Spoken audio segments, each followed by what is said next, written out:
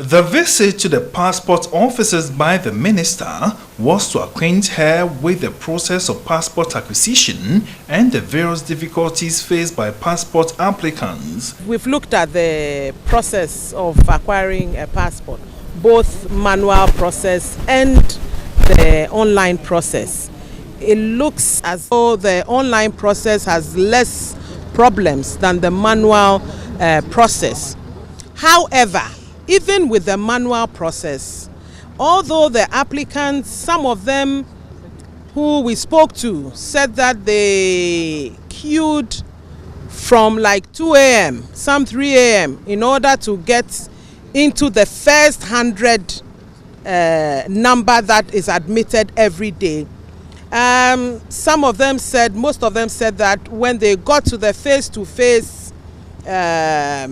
process, which is the verification where you go through about 8 or so different people for verification. This is they call the first level verification. They said that they were treated well. So that for me is comforting. But how can anybody just to get a passport as a Ghanaian, you have to queue from 3 a.m. It's not right. She regretted the attempt by some non-Ghanaians who attempt to acquire Ghanaian passports. It is wrong. It is criminal. This is from what they told us. From their end, they would arrest them.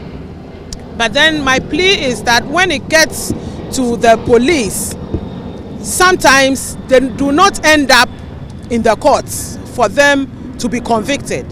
And that's a shame. The minister bemoaned the long processes applicants go through in acquiring passports and called for a streamlining. She expressed concern about the capacity of the printing section. The machines we have 2 machines that print about 2,000, have the capacity, full capacity of 2,000. Probably should be less so that we don't tire the machines. So maybe I think that we should look at getting more machines. But the space we have there, I think, is not adequate.